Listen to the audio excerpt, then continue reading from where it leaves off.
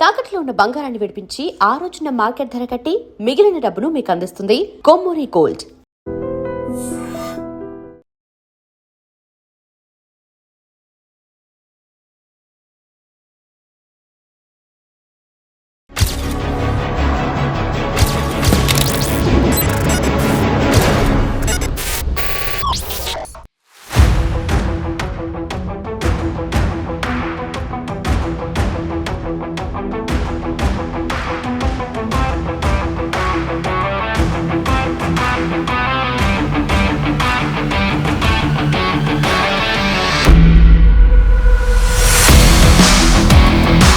ఈరోజు మన గెస్ట్ ఎర్రవల్లి రవి, మాజీ మావోయిస్ట్.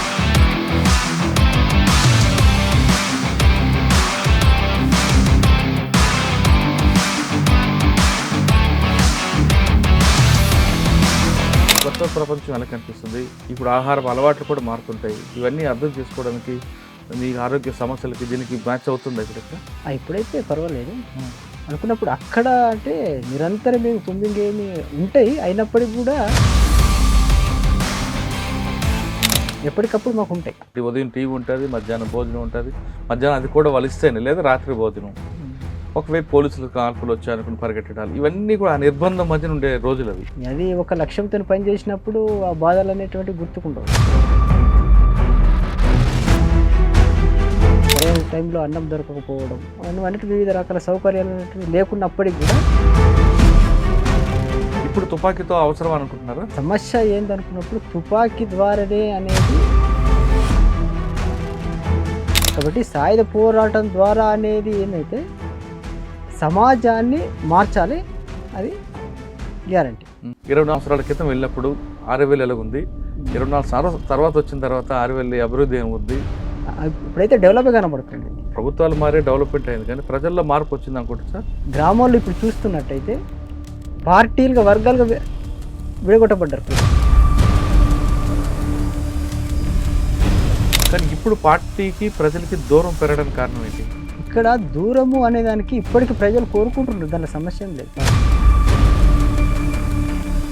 ఈ కుట్రలు కుతంత్రాలు అయితే ఏవైతున్నాయో అవి చాలా తక్కువ ఉండేవి, ఇప్పుడు పెరిగిపోయినాయి అంటున్నారు. మీరు పనిచేసిన కాలంలో నిర్బంధం కూడా ఉంది కదా బాగా, ఆ నిర్బంధంలో మీరు పడ్డ కష్టం అని చెప్తారు. అటువంటి ఏం ఫీలింగ్స్ అయితే ఇప్పుడు రాలే నాకు.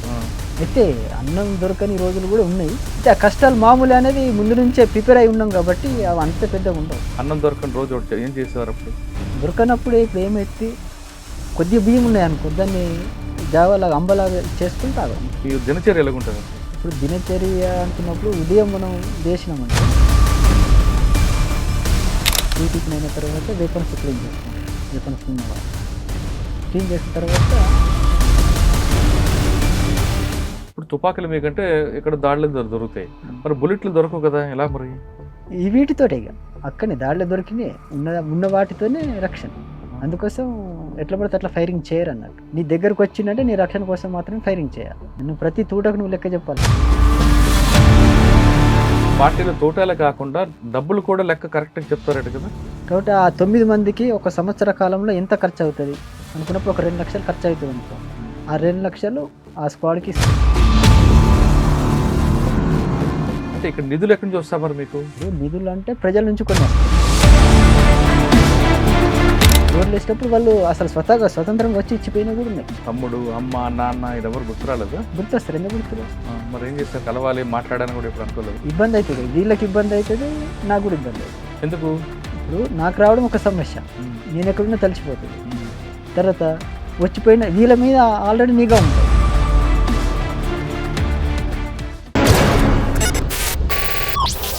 గతంలో గ్రామాల పరిస్థితి ప్రభావంతోనో లేదా చుట్టుపక్కల జరుగుతున్న అన్యాయాలకు ఎదిరించాలనో కొంతమంది యువకులు అడవిబాటు పట్టారు. ఆ విధంగా అడవిలోకి వెళ్ళిన తర్వాత కాలంతో సంబంధం లేకుండా నిరంతరం బడుగు బలహీన వర్గాల కోసం, ప్రజల కోసం పనిచేసేవారు.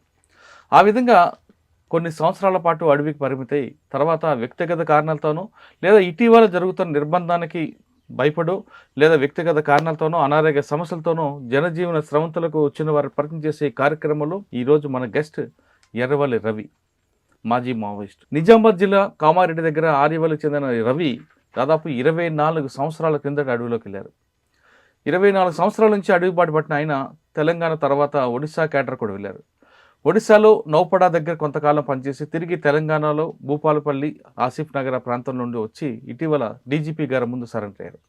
అసలు రవి ఎందుకు వెళ్ళారు? వెళ్ళిన తర్వాత ఆ 24 సంవత్సరాల్లో ప్రజల కోసం చేసిన కార్యక్రమాలు ఏంటి? ప్రస్తుతం ఇక్కడ వచ్చిన తర్వాత ఇక్కడ ఉన్న ప్రపంచం ఏ విధంగా ఉంది? ఇప్పుడు ఆయన జీవన విధానం ఏ విధంగా ఉండబోతుందన్న విషయాన్ని రవిని అడిగి తెలుసుకుందాం. రవి నమస్తే. నమస్తే. ఎప్పుడో 24 సంవత్సరాల క్రితం తెలంగాణ రాష్ట్రాన్ని విడిచి వెళ్ళిన మీరు మళ్ళీ ఇటీవల వచ్చారు. వచ్చిన తర్వాత అప్పుడుకి కామారెడ్డికి, అప్పుడు ఆర్యవేలకి, అప్పుడు నిజామాబాద్ జిల్లాకి ఇప్పుడుకి ఎంత తేడా ఉంది? ఇప్పుడు ఈ ప్రపంచం ఎలా కనిపిస్తుంది? అంటే అక్కడ ఉన్న చుట్టూ ఆదివాసీలు, ఆ అడవి మీకుండేది. ఇప్పుడు ఒకప్పుడు గ్రామానికి, ఇప్పుడు గ్రామానికి, ఇప్పుడున్న అభివృద్ధికి ఇవన్నీ చూసిన తర్వాత ఏమనిపిస్తుంది? అంటే అప్పటికిప్పుడు చూసుకున్నట్టయితే డెవలప్ అయితే జరిగింది, కనబడుతున్నటువంటిది రోడ్ కమ్యూనికేషన్ కానీ ఇక వివిధ రకాల చూసినట్టయితే డెవలపింగ్ అయితే కనబడుతుంది. అయితే ఇంకా ప్రజల యొక్క సమస్యలు ఎంతవరకు తీరినాయి అనేది ఇంకా నాకేం అర్థం కాదు. వచ్చింది మొన్న రీసెంట్గా కాబట్టి అవి చూడాలి, ఇక ఉండగా అవి అర్థమవుతూ ఉంటాయి.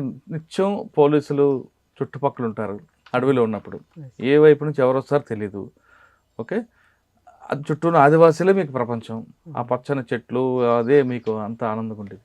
అవన్నీ విడిచిపెట్టి ఇప్పుడు ఇందులోకి రావడంతో ఈ కొత్త ప్రపంచం ఎలా కనిపిస్తుంది? ఇప్పుడు ఆహార అలవాట్లు కూడా మారుతుంటాయి. ఇవన్నీ అర్థం చేసుకోవడానికి మీ ఆరోగ్య సమస్యలకి దీనికి మ్యాచ్ అవుతుందా ఇప్పుడు ఇక్కడ? ఇప్పుడైతే పర్వాలేదు అనుకున్నప్పుడు అక్కడ అంటే నిరంతరం ఏమి పుంబింగ్ ఏమి ఉంటాయి, అయినప్పటికీ కూడా మాకు వచ్చేటటువంటి ఇన్ఫర్మేషన్ వస్తూ ఉంటుంది. ఎనిమిది ఎక్కడ దాకా వచ్చింది, ఏంటి ఎనిమిది కథలకి ఏంటి అనేటువంటిది ఎప్పటికప్పుడు మాకు ఉంటాయి. ఉండే అనేది కాదు. కానీ అక్కడ సమయానికి భోజనం ఉండదు. ఆదివాసులు పెట్టిందే మీకు భోజనం రోజుకి 2 సార్లు. ఒకసారి ఉదయం టీవీ ఉంటుంది, మధ్యాహ్నం భోజనం ఉంటుంది. మధ్యాహ్నం అది కూడా వాళ్ళు ఇస్తేనే, లేదా రాత్రి భోజనం.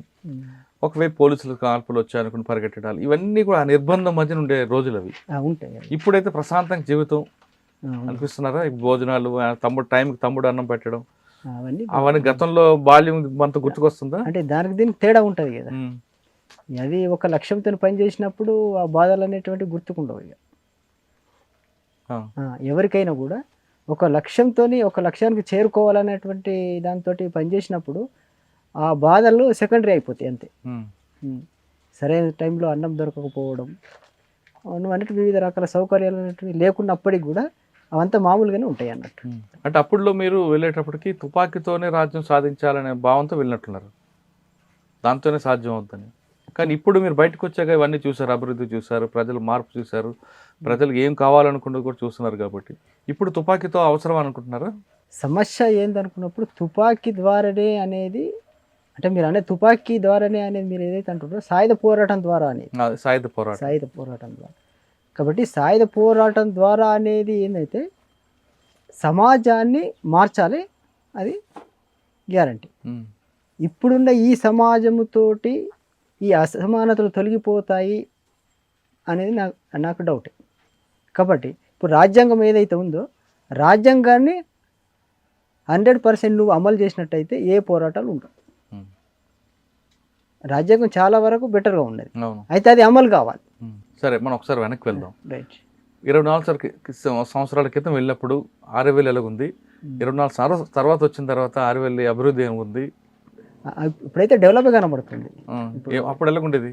అప్పుడేమో ఇన్ని బిల్డింగ్లు లేకపోయేది, రోడ్డు సౌకర్యం లేకపోయేది, మౌలిక సదుపాయాలు తక్కువ ఉండేవి.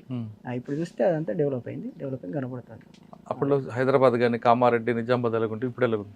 డెవలప్ అయింది. ఇప్పుడు 24 సంవత్సరాల్లో ఎన్నో ప్రభుత్వాలు మారినాయి కాబట్టి డెవలపింగ్ అయితే ఉన్నది, లేదనేది. ప్రభుత్వాలు మారే డెవలప్మెంట్ అయింది, కానీ ప్రజల్లో మార్పు వచ్చింది అనుకుంటా సార్? ప్రజల్లో మార్పు అంటే ఒక రకంగా చెప్పాలంటే గ్రామాల్లో ఇప్పుడు చూస్తున్నట్టయితే పార్టీలుగా వర్గాలుగా విడగొట్టబడ్డారు ప్రజలు. ఇప్పుడు ముందు ఈ గ్రామాల్లో కేవలం పీపుల్స్ వార్ పార్టీ మాత్రమే ఉండేది.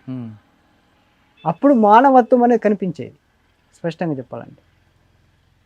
అయితే ఇప్పుడు వర్గాలుగా విడిపోయి బీఆర్ఎస్ పార్టీకి కొద్దిమంది, బీజేపీ పార్టీకి కొద్దిమంది, కాంగ్రెస్ పార్టీకి కొద్దిమంది, ఇండివిజువల్ కొద్దిమంది. కాబట్టి ఐక్యత అనేది లేదు. ఒక నిర్ణయానికి రావడంలో సమస్యలు ఉన్నాయి. అప్పుడు ఒకటే ఉండేది.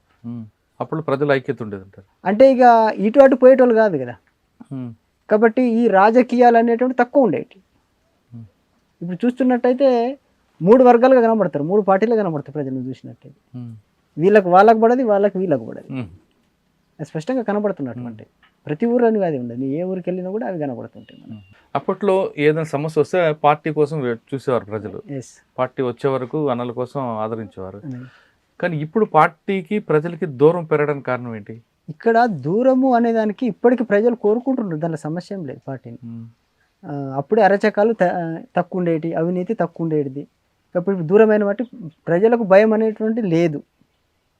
ప్రజలకంటే ఇప్పుడు ఈ పెత్తందారు లాంటి ఈ పనులు చేసే అరచకాలు చేసే వాళ్ళకు భయం అనేది లేదని ప్రజలు చెప్తా ఉన్నారు ఇప్పటికి కూడా. అప్పుడు అంతో కొంత ఒకటి భయం ఉండేది. ఈ కుట్రలు కుతంత్రాలు అయితే ఏవైతున్నాయో అవి చాలా తక్కువ ఉండేవి, ఇప్పుడు పెరిగిపోయినాయి అంటున్నారు. సరే, ఒకసారి మనం వెనక్కి వెళ్దాం. సరే, ఎర్రవల్లి రవి ఆరివల్లి నుండి ఎందుకు వెళ్ళాల్సి వచ్చింది? అంటే అప్పుడు మనం చూసినట్టుంటే అరచక ఆల్రెడీ ఉన్నాయి. ఇప్పుడు దళము వచ్చినప్పుడు వాళ్ళు చాలా విషయాలు నాకు చెప్పి నాకు అర్థమైపోయి. ఫస్ట్ నేను వచ్చిన తర్వాత దళము వచ్చిన తర్వాత అప్పుడు ఫస్ట్ 96లో అనుకుంటా ఫస్ట్ ఊర్లోకి వచ్చిందా? ఊర్లోకి వచ్చారు. మంద రమేష్ అని ఇక్కడ దళ కమాండర్ ఉండేవాడు. ఆయన కూడా చనిపోయాడు. కాబట్టి ఆయన కొద్దిమంది బాలలతో ఒక బాల సంఘం పెట్టాడు. కాబట్టి ఆయన ఊరు కోసం పనులు చేయాలని చెప్పి ఏం పనులు, ఒక 2 పనులు మేము మంచి పనులు చేసినాం. మేము ఒక 15 మంది మా దోస్తంతా కలిసి ఒక బాల సంఘం అని పెట్టారు. దాంట్లో మొదట మా ఊర్లో కొట్టాలని, ఈ ఎడ్ల కొట్టాలని కాలిపోతూ ఉండేది ప్రతి సంవత్సరం. చాలా కొట్టాలు కాలిపోతూ ఉండేవి. కాబట్టి దీనికి కారణం ఏంటిది అనుకున్నప్పుడు బీడీలు తాగుతారు, బీడీలు పడేయడం లేదా అగ్గిపెట్టెలు. ఈ అగ్గిపెట్టెలు కూడా బీడి ముట్టించుకొని పాడేసేవాళ్ళు. దీని కారణం ఏంటిది అనుకున్నప్పుడు అగ్గిపెట్టెలు కూడా ఒక కారణం. అయితే కొద్దిమంది కావాలని నిప్పు పెట్టేవాళ్ళు కూడా ఉండేవాళ్ళు. అయితే ఇది కూడా మెయిన్ కారణం. వాళ్ళు బీడీలు తాగి తర్వాత ఈ అగ్గిపెట్టె ముట్టించుకొని బీడి ముట్టించుకొని పడేస్తే అక్కడ చెత్త చెదరం ఏదైనా ఉంటే అది అంటుకొని గుడిసెలు కూడా అంటుకునేవి. కాబట్టి అప్పుడు కారణం ఏంది, అప్పుడు ఈ అగ్గిపెట్టెలు ప్లాస్టిక్ అగ్గిపెట్టెలు కూడా ఉండేవి, ఇవి ఉండేవి. కాబట్టి ప్లాస్టిక్ అగ్గిపెట్టెలు తెచ్చేవాళ్ళు దుకాణదారులు. కాబట్టి ప్లాస్టిక్ అగ్గిపెట్టెలు బంద్ పెట్టాలి, ఈ కట్టెపుల్లలు ఉండేవి అవి మాత్రమే తేవాలి. అవి పోయి మేము దుకాణాలలో చెప్పినాం. కాబట్టి అది ఆ మేరకు తగ్గించగలిగాం. ఇంకొకటి ఈ కళ్ళు దుకాణం అని ఉంటుంది. కళ్ళు దుకాణంలో మంది ఎక్కువ వేసేవాళ్ళు, గుల్ఫారం అంటారు దాన్ని. వేయడంతో ఆ రోజు అంతా కళ్ళు తాగేవాళ్ళు, వాళ్ళంతా మత్తు ఎక్కువై పడిపోయేవాళ్ళు. ఆ రోజు మాకు అర్థమయ్యేది. కాబట్టి మళ్ళీ తెల్లారి మేము అంతా జమ అయ్యి మీటింగ్ చేసుకొని ఈరోజు ఎక్కువ వేసిండ్రు కాబట్టి పోయి చెప్దాం. ఆ కళ్ళు దుకాణం యజమానికి పోయి చెప్పినప్పుడు అది తక్కువ వేసేవాడు. మరి ఈ 2 పనులు కూడా మేము మంచి చేయగలిగాం. మాకు దాంట్లో మంచి పేరు వచ్చింది. అంటే ఆ రోజుకి చెప్పేటోళ్ళం, వాళ్ళు కూడా రిసీవ్ చేసుకునేటోళ్ళు. ఎవరు? కళ్ళు దుకాణం పనులు. కాబట్టి అదొకటి. ఇంకా మా బాలలకందరికి వాళ్ళు ఏం చెప్పిండ్రు, స్కూల్లో ఫస్ట్ రావాలి, మంచిగా చదువుకోవాలి అనేటటువంటి. కాబట్టి దానితో ఏమైంది, మాదంతా పేదరికం కాబట్టి మేము గవర్నమెంట్ స్కూళ్ళలో చదివినాం. మా క్లాస్మేట్స్ కొద్దిగా ఉన్నవాళ్ళు వాళ్ళు ప్రైవేట్ స్కూళ్ళలో చదివేటోళ్ళు. కాబట్టి 10th క్లాసులో నేను ఫస్ట్ క్లాస్లో వచ్చాను. ఫస్ట్ క్లాస్లో వచ్చినప్పుడు మిగతా ప్రైవేట్లో చదివిన వాళ్ళు అంతా ఫెయిల్ అయిపోయారు. మళ్ళీ చెప్పండి. ఇప్పుడు నేను గవర్నమెంట్లో స్కూల్లో చదివేవాడిని, మిగతా మా క్లాస్మేట్స్ అందరూ కూడా వాళ్ళు ప్రైవేట్ స్కూల్లో చదివేవాళ్ళు. వాళ్ళకి మళ్ళీ ట్యూషన్ పోయేవాళ్ళు. మాకు ట్యూషన్ లేదు, ఏం లేదు. చదువుకోవడం ఒకటైతే మాకు ట్యూషన్ అంటే ఏం లేదు. మళ్ళీ ఉదయం సాయంత్రం మళ్ళీ చేనులకు వచ్చి పని చేసుకోవడం మేము. కాబట్టి మరి ఎట్లా ఫస్ట్ రావాలి, మరి ఫస్ట్ మార్కులు ఎట్లా వస్తే, వాళ్ళకి ట్యూషన్ ఉంది, ప్రైవేట్కు గవర్నమెంట్కు తేడా ఉంటుంది. కాబట్టి నేను గవర్నమెంట్లో చదువుకున్నా, ఫస్ట్ క్లాస్ వచ్చిన. ఎలా? గవర్నమెంట్ స్కూల్లో చదువుకొని ట్యూషన్ లేదు, ఏమి లేదు. మళ్ళీ ఉదయం సాయంత్రం వచ్చి చేనులో పని చేసుకోవడం. బట్ వాళ్ళ పిల్లలు ఏంటి, ఉన్నోళ్ళ పిల్లలు వాళ్ళకు ట్యూషన్ ఉంటుంది, ప్రైవేట్ స్కూలు, పని కూడా తక్కువనే వాళ్ళకు, చేను పనులు చేసుకోవడం తక్కువని. కానీ వాళ్ళు ఫెయిల్ అయిపోయారు చాలామంది. కొద్దిమంది పాస్ అయ్యారు కానీ చాలామంది ఫెయిల్ అయిపోయారు. కాబట్టి ఇది ఎందుకు అంటే ఎలా చదువుకోవడం అనేది కూడా వాళ్ళు చెప్పారు. చదివే విధానం ఎట్లా ఉండాలి, మీరు ఎట్లా పాస్ కాగలుగుతారు, అట్లా ఫస్ట్ క్లాస్లో రావడం అంటే అది కూడా మనకు నచ్చింది అన్నట్టు. అంటే ఈ కార్యక్రమాలతో పార్టీ వైపు మీరు వెళ్ళడానికి ప్రయత్నం చేశారు? రావడం, రెగ్యులర్గా కలవడం, ఇవన్నీ చేసి. ఎప్పుడు వెళ్ళారు మీరు? ఏ వయసులో? 16, 17. అంటే మీకు ఎవరు బాధ్యత అప్పుడు? ఇక్కడ మందరమేష్ అని కమాండర్ ఉండే, కామారెడ్డి దళ కమాండర్గా ఉండే. అంటే వెళ్తూనే లోపలికి వెళ్ళిపోయారా, లేదా కొంతకాలం బయట పనిచేసి తర్వాత లోపలికి వెళ్ళారా? ఇప్పుడు ఊళ్ళో ఉన్నప్పుడేమో వచ్చేటప్పుడు వాళ్ళు వచ్చినప్పుడు పిలిపించుకునేది, పోయేది, కలిసేది, ఏవో ఇటువంటి విషయాలు తెలుసుకొని మళ్ళీ పంపించేది. అంటే వెళ్ళి లోపలికి ఎంతకాలం చేశారు, ఎక్కడెక్కడ పని చేశారు? నేను ఇక్కడ నుంచి పోయిన తర్వాత తెలంగాణ ఇక్కడ నుంచి పోయి కొద్ది కాలం కామారెడ్డి దళంలో ఉన్నాను, ఒక 6 నెలల వరకు. తర్వాత పశ్చిమ కరీంనగర్లో కొడిమ్యాల ప్రాంతంలో మరో 6 నెలలు, సంవత్సరం పాటు అక్కడ ఉన్నాను. తర్వాత తెలంగాణ స్టేట్, అప్పుడు north Telangana special zonal committee అనేవాళ్ళు, ఆ ప్రెస్ టీంలో దాంట్లో పనిచేశాను. ఎంతకాలం? దాంట్లో 10 వరకు అక్కడ పనిచేశాను. అంటే మీరు లోపలికి వెళ్ళిన తర్వాత మావోయిజం, లెనినిజం వీటి గురించి చెప్పేవారు క్లాసులు? క్లాసులు ఉంటాయి అవన్నీ. లేదు ఇక్కడ నేర్చుకుని వెళ్ళారా, అక్కడికి వెళ్ళాక నేర్చుకున్నారా? అక్కడ పోయిన తర్వాత అంటే ముందు నేర్పడము, క్లాసులు ఉండడం, మళ్ళీ తర్వాత జాయిన్ చేసుకోవడం ఉండదు. యుద్ధం చేస్తూనే యుద్ధం నేర్చుకోవడం ఏదైనా. మీరు నువ్వు పని చేస్తూనే నువ్వు సిద్ధాంతాలు నేర్చుకోవాల్సిందే, రాజకీయాలు నేర్చుకోవాల్సిందే. మీరు ఎంత ఎక్కువ కాలం ప్రెస్లో పనిచేస్తారు? ఎక్కువ కాలం ప్రెస్లో పనిచేస్తాను. అంటే స్క్వాడ్లో దీంట్లో లేరు? స్క్వాడ్లో లేదు. ప్రెస్లో మీ డ్యూటీ ఎలాగుండేదండి? డ్యూటీ అనుకున్నప్పుడు ఇప్పుడు ఇక్కడ ప్రజా విముక్తి నడిచేది. ప్రజా విముక్తి దానికి సంబంధించినట్టు వ్యాసాలు, రిపోర్టు, ప్రజా పోరాటాల రిపోర్ట్స్ కానీ, తర్వాత వ్యాసాలు కానీ అవి అంతా టైప్ చేసుకోవడం మీరు. తర్వాత డిటిపి చేసుకోవడం, వేరే కరపత్రాలు, తర్వాత కొన్ని బుక్లెట్స్, అమరవీరుల జీవిత చరిత్రలు అంటారు, అవి టైప్ చేయడం బుక్స్గా ఆ పనులు చేసేవాడు. అంటే దానికి మరి అజ్ఞాతం అవసరం లేదు, ఒక మైదానం ఉండి చేసుకోవచ్చు కదా. నీకు ఇప్పుడు పార్టీని బ్యాన్ చేసిన తర్వాత కష్టం కదా. కొద్ది కాలం అట్లా చేసిండ్రట, నేను పోకముందు బయటనే చేసిండ్రట. ఇవాళ అరెస్ట్ కావడం, ఇవి చేయడంతో వాటిని కూడా లోపలికి తీసుకెళ్ళండి. ఇప్పుడంటే యూట్యూబ్లో మీడియా వచ్చింది, అప్పట్లో మీకు రేడియో తప్ప వేరే సమాచారం లేదు. వేరే లేదు. ఆ సమయంలో మీకు వార్తలు కావాలంటే, మీకు సమాచారం కావాలంటే ఏ విధంగా వచ్చేది? పేపర్ వచ్చేది, 15 రోజులకు ఒకసారి పేపర్, వారం రోజులకు ఒకసారి పేపర్ వచ్చేది. దాంట్లో చదువుకుంటే, అందుకోసం ఏదైనా ఖండించాలన్నా కూడా ఒక వారం తర్వాతనో 15 రోజుల తర్వాతనో, అవసరం ఒక నెల రోజుల తర్వాత కూడా ఖండించనే ఉన్నాయి. అదంతా చల్లారిన తర్వాత ఇప్పుడు వచ్చి స్టేట్మెంట్ వచ్చిన అన్నయ్య కూడా ఉన్నాయి, ఎందుకంటే కమ్యూనికేషన్ తక్కువ ఉంటుంది, ఉండేది అప్పుడు. ఇప్పుడైతే వెంటనే ఇప్పుడు పొద్దున చూసినామంటే సాయంత్రం రిలీజ్ చేస్తారు. అంటే అప్పుడులో ఎలా ఉండేది పరిస్థితి? 15 రోజులకు ఒకసారి కంటెంట్ వస్తుందా పేపర్? 15 రోజులకు ఒకసారి వచ్చేదా? దాని వార్తలు చూసుకొని మీరు రాసేవారు అంతే. ఒక్కొక్కసారి ఎన్కౌంటర్ జరుగుతుంది, ఇదే బోటుకు ఎన్కౌంటర్, దీని వెంటనే కట్టించాలి, దీని మీద న్యాయ విచారణ జరపాలని ఒక ప్రెస్ నోట్ ఇస్తారు. అది మీకు ఎప్పటికి వస్తుంది ఆ సమాచారం? ఎప్పుడు వెంటనే మీరు అంటే సార్ దీంట్లో ఏముంటుందంటే, ఒక వ్యక్తి ఎక్కడున్నాడని ఆ బాధ్యులకు తెలిసి ఉంటుంది, అందరికి తెలిసి ఉంటుంది. ఆయన ట్రీట్మెంట్కి వెళ్ళాడా, లేకపోతే ఏమైనా ప్రయాణంలో ఉన్నాడా, దాన్ని బట్టి వీళ్ళకి అర్థమైపోతుంది. ఇప్పుడు ఆయన బయటికి వెళ్ళిండు అనుకో, ఏదో ఎన్కౌంటర్ జరిగింది అంటే ఏంటిది, ఆయన లోపలైతే లేడు, ఆయనతో పాటు స్క్వాడ్ వాళ్ళు ఎవరు లేరు కాబట్టి పట్టుకొని చంపినట్టు, అట్లా నిర్ధారణకు వచ్చేసి చెప్తాను. అది మీరు రాయాలి కదా, మీకు సమాచారం ఎవరు, మీ బాధ్యుడు ఎవరు? ఇప్పుడు మా బాధ్యులు ఎవరు ఉంటారు, వాళ్ళకి వస్తుంది అన్నట్టు రిపోర్ట్. అంటే మీరు రాసింది ఆయన చూసిన తర్వాత ప్రకటన బయటకు వస్తుందా, లేదా మీరే నేరుగా ఇచ్చి?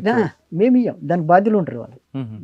అంటే మీరు టైప్ చేయడం, ఓన్లీ టైప్ చేయడమే, ఈ దాంట్లో మ్యాటర్తో మాకు సంబంధం ఉండదు. ఆయన ఇచ్చింది టైప్ చేయడమే, కానీ మీరు అనుకుంది, మీరు ఊహించింది రాయడానికి లేదు.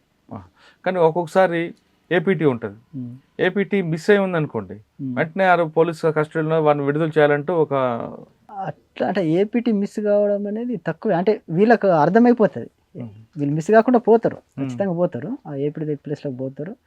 వాళ్ళకి అక్కడ డౌట్ వస్తే ఖచ్చితంగా ఇస్తారు. ఇక కానీ మీరు 16 సంవత్సరాల వెళ్ళారు, అప్పటికే ఇంటర్మీడియట్ చదువుకున్నారు అనుకుంటా. 10th class first class pass అయిన వీరు ఏ లక్ష్యంతో లోపలికి వెళ్ళారు? అసలు ఏదో సాధించాలనుకుంటారు కదా. ఇప్పుడు సమాజంలో జరుగుతున్నటువంటి అసమానతలు ఆల్రెడీ ఉన్నాయి, కులాలు ఉన్నాయి, మతాలు ఉన్నాయి, వీటితోటి విడిపోయి ఉన్నారు ప్రజలు కదా. అది వాళ్ళు చెప్పినట్టు కనబడుతున్నది కూడా. అంటే మీరు వెళ్ళే సమయానికి ఊర్లో అదే విధంగా ఉందా? అవునండి, అవన్నీ ఉన్నాయి. ఇప్పుడు ఏదైతే కులాలు ఉన్నాయో, కులాల వారిగానే ఊర్లో కూడా పరిపాలన అంతా కొనసాగుతున్నట్టు ఉంటుంది. ఇప్పుడు దళితుల నుంచి మొదలుకుంటే అగ్రవర్ణాల వరకు అదే పరిస్థితి ఉన్నది. అప్పుడు ఉన్నది, ఇప్పుడు కూడా ఉన్నది, లేదనేది ఏం లేదు. కానీ అప్పుడు కూడా పార్టీలో కూడా అగ్రవర్ణాలు, అగ్ర కులాల వరకు కూడా ఉన్నారు కదా, అనేక రకాలుగా ఉన్నారు, అన్ని సెక్షన్ల వాళ్ళు ఉంటారు. కానీ ఒక్కరికొకరు తెలియదు, నీ పేరు ఏంటిది, నీ వర్గం ఏంటిది, నీ కులం ఏందని తెలిసే అవకాశాలు ఉండవు.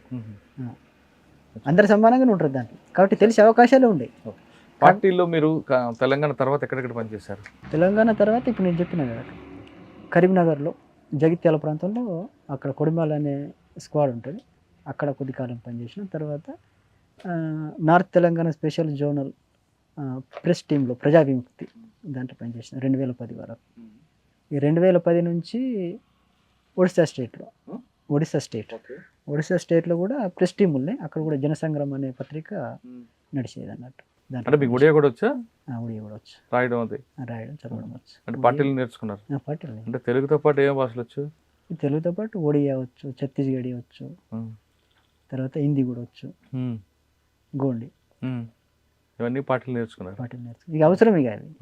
సార్, మీరు రాసిన ప్రెస్లో పేపర్లో మీకు బాగా గుర్తుండిపోయిన ఒక వార్త చెప్పండి. వార్త అంటే ఇప్పుడు ప్రతిదాన్ని ఇప్పుడు అభయారణ్య సమస్య ఉన్నది, సోనంపేటలో అభయారణ్య సమస్య ఉంటుంది. అంటే అక్కడ ఈ అభయారణ్యం పేరుతోటి ప్రజల్ని విస్థాపన చేసిండ్రు.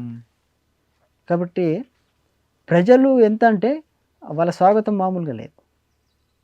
పోయినామంటే వాళ్ళ సంతోషంతో వచ్చిండ్రు అక్కడికి ఫస్ట్ స్టార్టింగ్లో పోయినప్పుడు.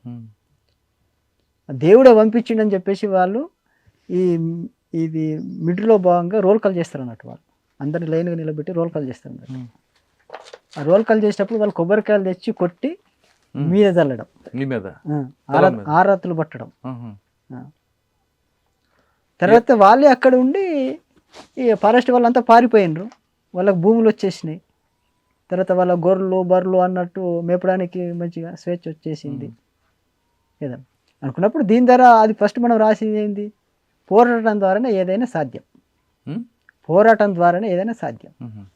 కాబట్టి వాళ్ళ ఐక్యత వచ్చింది, ఐక్యమైన వాళ్ళకు ఒక ధైర్యం అనేది వచ్చేసింది. కాబట్టి వాళ్ళు అంతవరకు ఎవరైతే హింసిస్తూ ఉన్నారో వాళ్ళంతా పారిపోయినరు కదా, అది ఈ విషయం అన్నట్టు. ఎక్కడ? సోనాపేట ప్రాంతం. ఎంతకాలం పనిచేస్తారు అక్కడ? అక్కడ 17 వరకు, 10 నుంచి 17 వరకు అక్కడే ఉన్నారు. మీకు హారతి ఇచ్చి స్వాగతం పలికిన ప్రజలు మిమ్మల్ని ఆదరించారు అక్కడ. కానీ అదే ప్రాంతంలో కొంతకాలం తర్వాత మిమ్మల్ని ఎందుకు దూరం పెట్టారు? రిప్రెషన్ అంతే, దూరం ఏం పెట్టలే. దూరం ఏం పెట్టింది అయితే ఏం లేదు. ఇప్పుడు మళ్ళీ అంటే ఎప్పుడైతే అక్కడ క్యాంపులో ఎస్టాబ్లిష్ చేసుకుంటూ వచ్చిండ్రో ఉండడం కూడా కష్టమే. కాబట్టి ఎప్పుడు నిరంతరం కుంభింగ్ జరగడం దాంతో. కానీ మీరు చెప్పిన గరియాబాదు, నవపాడ, సోనాపేట, కొంచెం ముందుకు వెళ్తే మన జార్ఖండ్ బయట కానీ ఈ ప్రాంతం అంతా కూడా మీరు ఆధార్ కార్డు వ్యతిరేకించిన వద్దన్నా వాళ్ళు బయటకు వచ్చి ఆధార్ కార్డులు తీసుకున్నారు. అక్కడ అద్దన్నది అయితే ఏం లేదు, ప్రతి కార్డును తీయించినవి ఉన్నాయి. ఇప్పుడు అదే సోనాపేట ప్రాంతంలో ఎవరికి పింఛన్ వస్తుంది లేదు అనే దాన్ని కూడా ఎన్నో పింఛన్లు ఇప్పించినవి ఉన్నాయి, ఇవి చట్టబద్ధంగా చేసినటువంటి. కానీ మీ వైపు కూడా జనతా సర్కార్ వచ్చిందా? అక్కడ లేదు, ఛత్తీస్గఢ్లో ఉన్నది అన్నారు కానీ అక్కడ. మరి మీరు ఎందుకు అటు జనతా సర్కార్ బాగా సక్సెస్ అయిన సబ్జెక్ట్ కదా, మరి మీరు అక్కడ కాలే, ఓన్లీ ఛత్తీస్గఢ్. అయింది, ఛత్తీస్గఢ్ విజయంగా నడిచింది కదా, మరి జనతా సర్కార్ ఒడిశా వైపు ఎందుకు తీసుకెళ్ళలేదు మీరు? అంటే అక్కడ బలం పెరగాలి కదా, ప్రజల్ని నువ్వు సమీకరించాల్సి ఉంటుంది, వాళ్ళ చైతన్యంపై ఆధారపడాల్సి ఉంటుంది. కానీ మీరు చెప్పిన సోనాపేట, ఆడ జైపూర్, ఇంకా ముందుకు వెళ్తుంటే నవరంపూర్ కానీ ఇవన్నీ ఉన్నాయి, అక్కడంతా కూడా ఆదివాసులు ఉంటారు, దళారులు ఎక్కువ ఉంటారు. మరి ఆ దళారు వ్యవస్థను ఎందుకు మీరు కంట్రోల్ చేయలేకపోయారు? అక్కడ అప్పటికి ఇప్పటికి కూడా కొన్ని ప్రాంతాల్లో రూపాయి నోటుకి కాయిన్కి తేడా తెలియదు. తెలుసు, ఎందుకు తెలియదు? ఇప్పుడు మన ఇక్కడ ఈ బస్తర్కు ప్రాంతంలో తెలియదని అంటారు, అక్కడ చాలా డెవలప్ ప్రజలు, చాలా డెవలప్ అయిన ప్రజలు. వాళ్ళు కోరాపుట్టు, సోనాపేట లేదంటే నవపేట, సాలూరు వరకు వచ్చి అమ్ముకుంటున్నారు వస్తువులు. ఆ వస్తువులని ధర దొరకట్లేదని కూడా వాళ్ళు చాలా మంది గొడవ చేశారు కదా. మరి మీరు ఎక్కడ ప్రజలు అంటున్నారు కానీ మీరు ఒడిశా ప్రాంత ప్రజల గురించి మాట్లాడుతున్నారు. ఒడిశా అంటే ఈ బార్డర్ చెప్పిన నవపేట, గరియాబాదు, రెగ్యులర్ గా వాళ్ళు మార్కెట్కి వెళ్తారు. వాళ్ళు ఉదయం వెళ్ళినట్టు సాయంత్రం వస్తారు, ప్రతిరోజు పోతారు. వాళ్ళకి బైకులు ఉన్నాయి ఆల్రెడీ, ట్రాక్టర్స్ ఉన్నాయి, వెహికల్స్ ఉన్నాయి ఆల్రెడీ. కానీ దళారు ఇచ్చిన ధరనే వాళ్ళు అమ్ముతున్నారు తప్ప మీరెందుకు ఒక ధరని నిర్ణయించలేపారు అక్కడ? ఇంకొకటి చెప్తాం, అక్కడ కమర్ ఆదివాసీలు అని ఉంటారు అన్నమాట. అంటే ఇక్కడ మేదరోళ్ళు అంటారు, వాళ్ళు ఈ తట్టలు బుట్టలు అల్లుకొని బతుకుతారు అన్నమాట. కాబట్టి ఆ రేటు కోసం మేము కూడా కృషి చేసినవి ఉన్నాయి. వాళ్ళకు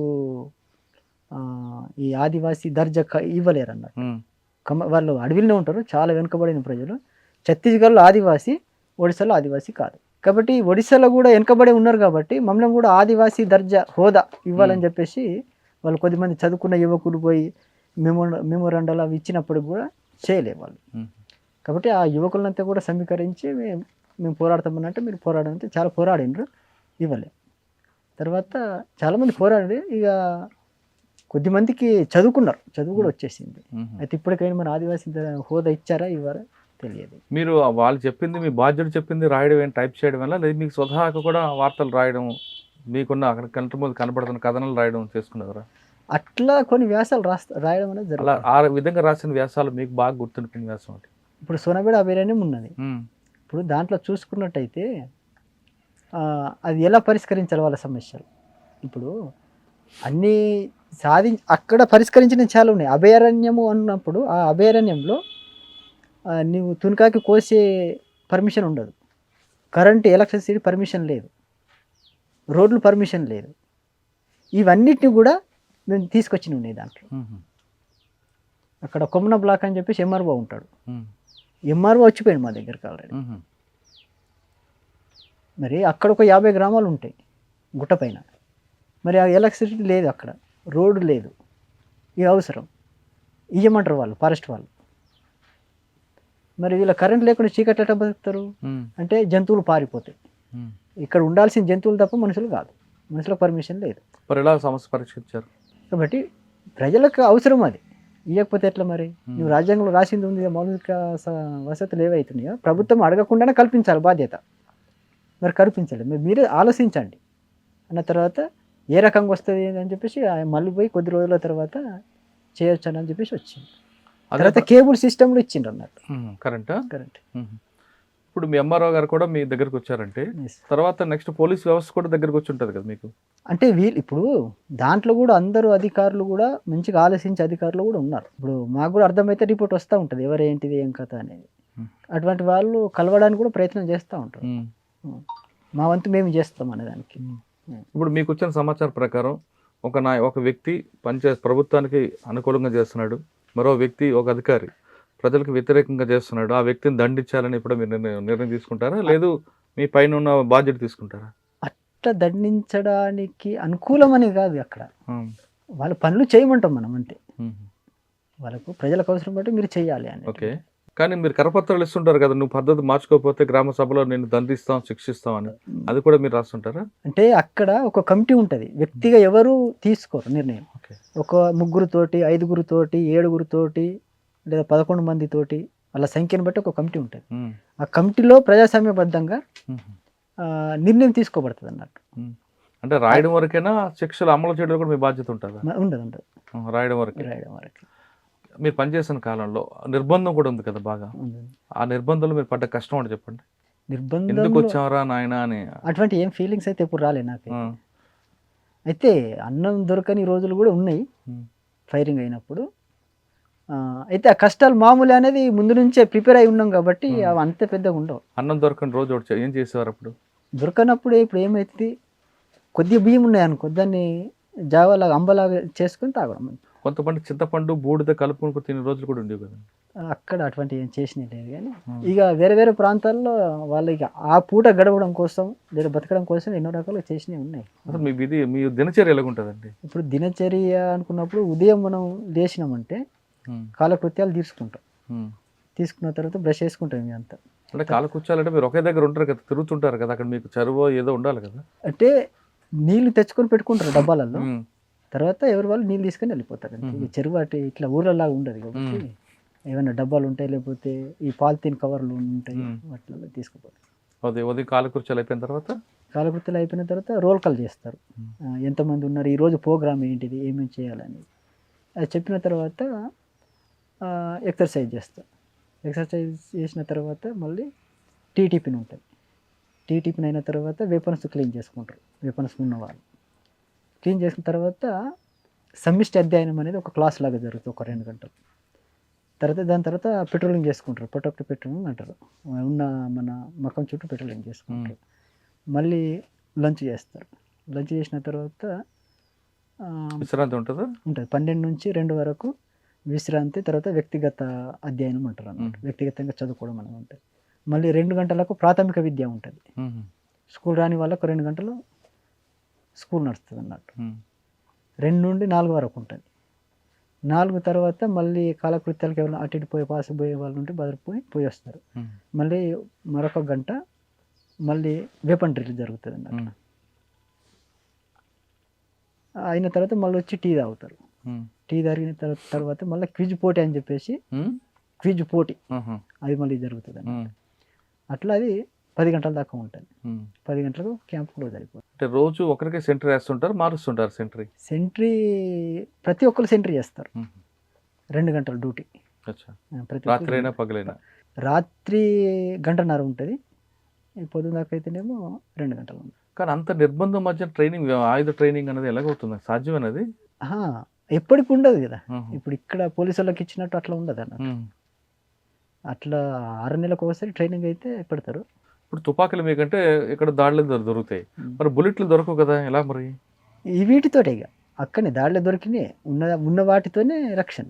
అందుకోసం ఎట్లా పడితే అట్లా ఫైరింగ్ చేయరు అన్నట్టు. అంటే పోలీసు వాళ్ళకంటే అకౌంట్ ఉండదు కాబట్టి కొడుతుంటారు. కొడుతుంటారు. మీకు ఇక వాళ్ళకి తక్కువ ఫుల్ కదా? ఉంటాయి కాబట్టి ఆ? ఇక అనవసరంగా ఫైరింగ్ చేయరు. మ్మ్. నీ దగ్గరకు వచ్చిందంటే నీ రక్షణ కోసం మాత్రమే ఫైరింగ్ చేయాలి మ్మ్. అంతే. అది కూడా వేస్ట్ కాకుండా చేయాలి. వేస్ట్ కాకుండా చేయాలి. మ్మ్. నువ్వు ప్రతి తూటకు నువ్వు లెక్క చెప్పాల్సిందే. మ్మ్. ఇక నీ దగ్గర ఉన్నాయని చెప్పి ఎటువంటి ఫైరింగ్ చేసినట్టే నెక్స్ట్ దొరకాయి మరి. అది కూడా కంట్రోల్. పార్టీలు లెక్క అంటే వచ్చింది, పార్టీలు తోటాలే కాకుండా డబ్బులు కూడా లెక్క కరెక్ట్గా చెప్తారట కదా? ఇప్పుడు దాంట్లో ఏముంటుందంటే, ఇప్పుడు ఒక స్క్వాడ్లో ఒక 7 నుంచి 9 మంది దాకా ఉంటారు. మ్మ్. కాబట్టి ఆ 9 మందికి ఒక సంవత్సర కాలంలో ఎంత ఖర్చు అవుతుంది అనుకున్నప్పుడు ఒక 2 లక్షలు ఖర్చు అవుతుంది అనుకో. మ్మ్. ఆ 2 లక్షలు ఆ స్క్వాడ్కి ఇస్తారు. దాన్ని ప్రతి నెలకు ఒకసారి అవసరం ఉన్న సామాన్లు తెప్పిస్తారు అన్నట్టు. మ్మ్. ఆ బట్టలు కావచ్చు, సోప్స్ కావచ్చు, అవసరం ఉన్నాయి, పెన్నులు ఇవంతా కూడా తెప్పిస్తారు. తర్వాత అవి ఇప్పుడు టాయిలెట్కి సంబంధించినటువంటి వస్తువులకు ఒక నెలలో ఎంత ఖర్చు అయినాయి ఒక కాలం ఉంటుంది, దాంట్లో రాయాల్సి ఉంటుంది. మ్మ్. ప్రతిదానికి ఒక కాలం ఉంటుంది. మ్మ్. సివిల్ ఈ మామూలు బట్టలకు ఎంత ఖర్చు అయినాయి, మిలిటరీ బట్టలకు ఎంత ఖర్చు అయినాయి, తర్వాత మిలిటరీ గూడ్స్కు ఎంత ఖర్చు అయినాయి, అట్లా కాలం ఉంటుంది. కాలం ప్రకారం రాయాల్సి ఉంటుంది ప్రతి నెలకు. ఇదంతా ఎవరు చూస్తారు? దాంట్లో ప్రతి దళంలో ఒక్కరికి బాధ్యత ఉంటుంది అన్నట్టు. వాళ్ళు చూస్తారు అన్నట్టు. వాళ్ళ సామాన్లు తెప్పియడం, రాయడం ఉంటాయి అన్నట్టు. అంటే ఇక్కడ నిధులు ఎక్కడి నుంచి వస్తారు మరి మీకు? ఇప్పుడు నిధులు అంటే ప్రజల నుంచి కొన్ని వస్తాయి, మ్మ్. తర్వాత కాంట్రాక్ట్స్ ద్వారా ఇస్తారు. ఇప్పుడు నిధులు అనేటివి సమస్య కాదు. ఇప్పుడు సమస్య ఏముంటుంది. మ్మ్. ఇప్పుడు కాంట్రాక్ట్స్ ఉన్నారు అనుకో, ఇప్పుడు నేనున్న ప్రాంతంలో నేను చూసింది రోడ్లు వేస్తారు అన్నట్టు. మ్మ్. రోడ్లు వేసేటప్పుడు వాళ్ళు అసలు స్వతంత్రంగా వచ్చి ఇచ్చిపోయినవి కూడా ఉన్నాయి. సార్ ఆ నిధులు వస్తాయి, డబ్బు వచ్చింది, ఆ డబ్బు ఎక్కడ పెడతారు మరి మీరు? దాన్ని పట్టుకొని అంత తిరగలేరు కదా? పెద్ద మొత్తంలో అయితే రావు. మ్మ్. ఆ సంవత్సర కాలం సరిపోయేటనే వస్తాయి. మ్మ్. అవి మళ్ళీ ఒకసారి వాళ్ళు మీటింగ్ అయిపోయి ఏ స్క్వాడ్కి ఎంత ఇవ్వాలి, ఏ విభాగానికి, ఇప్పుడు ప్రెస్ విభాగం ఒకటి ఉంటుంది, మ్మ్. దానికి ఎంత ఖర్చు అవుతుంది సంవత్సర కాలం వాళ్ళకి ఇచ్చేస్తారు. మ్మ్. ఎవరిది వాళ్ళకి సంవత్సర బడ్జెట్ ఇచ్చేస్తారు అన్నారు. అది మీరు ప్రతిరోజు లెక్క రాయాలి. అవి రాయాల్సిందే. సంవత్సరానికి 3 జత బట్టలు, సగం సబ్బు ముక్క ఇవే ఇస్తారు కదా, ఇస్తారు. ఇవి కూడా రాస్తారా? అంటే ఒకేసారి తెప్పిస్తాం కదా. నువ్వు 10 మంది ఉన్నారు అనుకో, నెలకి ఎన్ని అయితే అన్ని ఒకేసారి తెప్పించి ఇస్తారు అన్నట్టు. అట్లా కానీ మీ డబ్బులు ఎందుకు? కాంట్రాక్టర్కి చెప్తే వాళ్ళు తెచ్చిస్తారు కదా బయట నుండి. అట్లా తెప్పిస్తే ఇస్తారు, కానీ ఇక ఎప్పటికి వాళ్ళ మీద ఆధారపడలేం కదా. వాళ్ళు రావడం, పోవడం, వాళ్ళ వెనక ఫాలో కావడం ఇవన్నీ ఉంటాయి. వాళ్ళు కూడా ఎప్పటికి పిలవలేము వాళ్ళని. అట్లా డబ్బులు ఇస్తారు, మిగతా అని తెచ్చి పెట్టుకుంటారు. ఇక ఎక్కువ మొత్తంలో అవసరం ఉన్నదనుకుంటే వాళ్ళ అంటే సప్లై టీములు ఉంటాయి అన్నట్టు. సప్లై వాళ్ళే ఇవన్నీ తీసుకొచ్చి వాళ్ళ కంట్రోల్ ఏదో ఒక చోట పెట్టుకొని వాళ్ళు టైం ప్రకారం ఇస్తారు అన్నట్టు. సరే, ఇవన్నీ పక్కన పెడితే మీరు లోపలికి వెళ్ళారు, అక్కడ ఉన్న వాళ్ళందరికీ చైతన్యపరిచారు, మామూలుగా చదువు కల్పిస్తున్నారు. కానీ సమాజంలో మార్పు, సమాజంలో అభివృద్ధి చెందుతుంది, ప్రజలకి సమాజానికి మధ్య దగ్గర అవుతుంది, ఇవన్నీ కనిపెట్టారా మీరు ఎప్పుడైనా? అవి ఉంటాయి. అంటే మీకు కేవలం అడవిలో కాకుండా బయట ఏం జరుగుతుంది, బయట జరుగుతున్న మార్పులు ఏంటి, ప్రజలు ఏం కోరుకుంటున్నారు, ప్రభుత్వం ఏం చేస్తుంది, పార్టీ ఎందుకు చేయలేకపోతుంది, ఈ మార్పులు ఎప్పుడైనా మీరు? అంటే అడవిలో అనేది, ఇక్కడ అడవిలో ఉన్నది ఏం లేదు, ఉన్నది ప్రజలనే. అడవి అనేది ఏదైతే మీరు అడవిలో ఉన్న చుట్టూ ప్రజలే, వాళ్ళు మిమ్మల్ని హారతి పలికారు కాబట్టి వాళ్ళు ఆనందంగా ఉన్నారు, అదే రాజ్యం అనుకున్నారా? లేదు భారతదేశం చాలా ఉంది, మిగతా రాష్ట్రాలు ఏం జరుగుతుంది అన్న అభివృద్ధిని గుర్తించారా లేదా? ఉన్నది. మిగతా ప్రాంతం ఎప్పటికప్పుడు ఆ విశ్లేషణ కూడా ఉంటుంది, అధ్యయనం చేయడం జరుగుతుంది, ఏ ప్రాంతంలో ఏమున్నదని. ఇప్పుడు అటవీ ప్రాంతంలో కాకుండా మైదాన ప్రాంతంలో కూడా సమస్యలు ఉన్నాయి కదా. ప్రతి ఒక్కరికైతే ఉన్నదైతే ఏం లేదు. ప్రతి విషయంలో అసమానతలు ఉన్నాయి ఆల్రెడీ.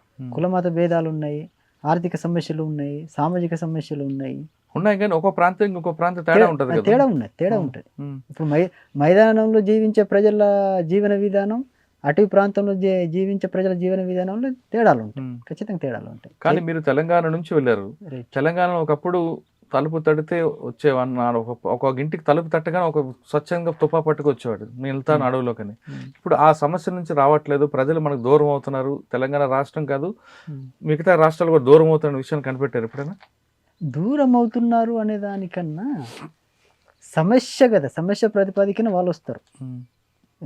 చూసి డ్రెస్ చూసో ఇది చూసో అట్లా రావడం అనేది ఉండదు అన్నట్టు. సమస్యల్ని కూడా ఎట్లా పరిష్కారం అవుతుంది, నా సమస్య ఉంది, నా సమస్య ఎట్లా పరిష్కారం అవుతుంది దాన్ని బట్టే ఉంటుంది. ఇప్పుడు పార్టీ ఎప్పుడు దళము ఊళ్ళో తిరుగుతూ ఉంటే దాని ప్రభావం ఉంటుంది ఖచ్చితంగా. ఎప్పుడు ఒకసారి వచ్చినట్టు ఎవరు అన్నట్టు ఉంటుంది అన్నట్టు. అది ఒకటి. అది ఓకే. నేను అడుగుతున్న ప్రశ్న ఏంటంటే, ఒకప్పుడు ప్రజా సంఘాలు బయట, ఓకే, వీళ్ళు కార్మిక సంఘాలని, ఈ సంఘాలతో ఉన్న బలం అనేది ఒక పార్టీకి ఉండేది. అది క్రమేపీ తగ్గిపోయింది, రైట్, ఆర్గనైజేషన్ ఫెయిల్ అవుతుంది. ఆ విషయం కనిపెట్టారా అడుగుతుంది. వచ్చేసింది కనిపెట్టడం జరిగింది. మరి దానికి చర్య ఏం తీసుకున్నారు? ఇప్పుడు మీరు చెప్పిన సున్నాబేడ ప్రాంతం తీసుకుందాం, మీరు అక్కడే ఎక్కువ కాలం చేశారు కదా. సున్నాబేడలో ఆదివాసులు మీకు అద్దం పెట్టి హారతి పెట్టి పిలిచారు. కానీ అదే ఆ సున్నాబేడ దాటిన తర్వాత ఇంకొక సున్నాబేడ ఉంటుంది, ఎయిర్పోర్ట్స్ కంపెనీ ఉంటుంది, కోరాపుట్ ఉంటుంది, నవరంగపూర్ ఉంటుంది. ఈ ప్రాంతం అంతా బాగా డెవలప్ అయిపోయి అటు తీసుకుంటే దామన్ జోడి తీసుకోవచ్చు, ఇక భువనేశ్వర్ తీసుకోవచ్చు, రాయగడ తీసుకోవచ్చు. ఇవన్నీ కూడా డెవలప్ అవుతున్నాయి. కేవలం ఈ ఒక్క ప్రాంతంలోనే సమస్య ఉంది అనుకుంటున్నారా? అవన్నీ డెవలప్ అవుతున్నాయి, ఈ ప్రాంతం ఎందుకు అవ్వట్లేదు అనే విషయం గుర్తించారా? డెవలప్ అనుకున్నప్పుడు ఏంది, ఇప్పుడు రోడ్ల డెవలప్ అవుతుంది కదా, బట్ వాళ్ళ ఆర్థిక స్థితిగతులు డెవలప్ అయినా ఏం లేవు, తక్కువే. అంటే మీ ప్రాంతం కాకుండా పక్క ప్రాంతం కూడా, పక్క ప్రాంతానికి కూడా పోయినవి కూడా ఉన్నాయి. అయితే నీకు పనిచేసే క్యాడర్ కావాలి కదా.